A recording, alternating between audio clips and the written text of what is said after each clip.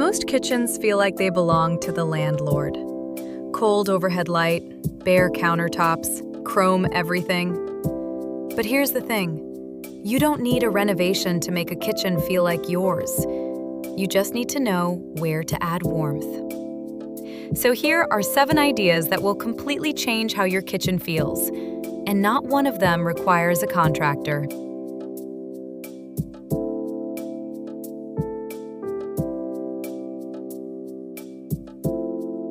If your kitchen has those standard upper cabinets, the ones with the doors that always close too hard, consider this.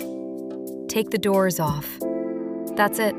You now have open shelving. And suddenly, your kitchen has a personality. Stack your nicest bowls and mugs where you can actually see them. Lean a cutting board against the wall. Add a small herb in a terracotta pot. You're not decorating. You're just letting your kitchen show what it already has. The trick is editing. Don't put everything up there. Keep it to items in the same color family. Whites, creams, warm woods. When the morning light hits a shelf like this, it doesn't feel like a kitchen anymore. It feels like a cafe you'd save on Pinterest. Cost? Literally 0 if you already have the shelves. A screwdriver and 5 minutes. Can we talk about overhead kitchen lighting for a second?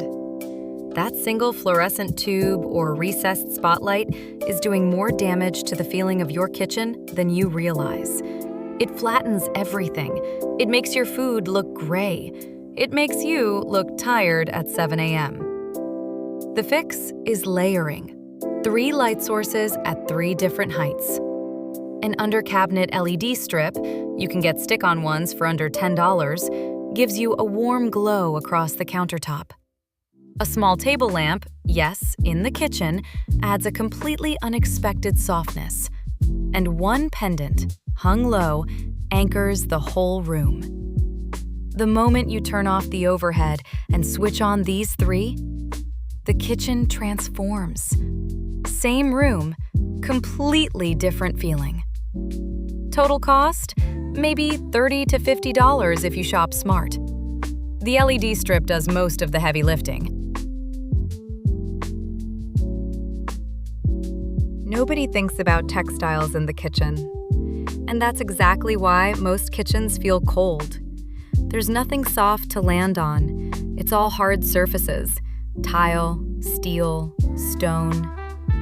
But look what happens when you add a woven jute rug in front of the sink, or drape a linen runner across the counter, or hang a proper linen tea towel from a hook instead of leaving a damp cloth over the faucet. These are tiny moves, but they completely change the texture of the room. The rule is natural fibers only. Linen, cotton, jute, wool. Nothing synthetic, nothing shiny. You want things that look like they've been used and washed 100 times. A jute rug is $10 to $15. Linen tea towels, maybe $8. You could do this whole section for under $30.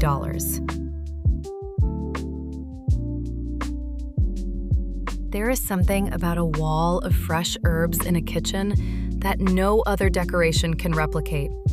It's alive. It's imperfect. The basil is leaning toward the light. The thyme is spilling over the edge of the pot. It makes the whole room feel like it breathes. All you need is 2 or 3 small wooden shelves mounted near a window. Terracotta pots, not white, not ceramic, terracotta, because the color warms up the whole wall. Fill them with whatever you actually cook with: basil, rosemary, mint, thyme. And don't worry about keeping them perfect. They're herbs, not a museum exhibit. If the basil dies, you eat it first and buy another one for $2. The shelves cost maybe $15 total. The pots and herbs, another $10. Add a little copper watering can for the aesthetic, and you're still under $40. This one is probably the highest impact change on this entire list relative to effort. Swapping your cabinet handles from chrome or brushed nickel to unlacquered brass completely shifts the temperature of a kitchen from cold to warm. And the key word here is unlacquered. That means the brass isn't sealed. It develops a patina over time. It gets darker where you touch it most. It starts to feel like it belongs to your kitchen specifically, not just any kitchen. You can find brass pull handles online for $2 to $3 each. A kitchen with 20 handles, that's $40 to $60 for a transformation that looks like it cost thousands. You just need a screwdriver and about half an hour. While you're at it, if your faucet is chrome, keep an eye on Facebook Marketplace for a brass one. That single swap ties the whole thing together. Most kitchen counters fall into one of two categories: either completely empty, which feels sterile, or covered in random stuff. The toaster, the vitamin bottles, last week's mail. Neither one makes you want to cook. The fix is a deliberate vignette. Think of one corner of your counter as a still life. A large cutting board leaning against the backsplash. Olive oil in a ceramic bottle instead of the plastic one. A fruit bowl, ceramic, not wire. One cookbook open on a small stand. A pinch bowl of flaky salt. 5 or 6 objects, grouped intentionally, all in the same tonal family.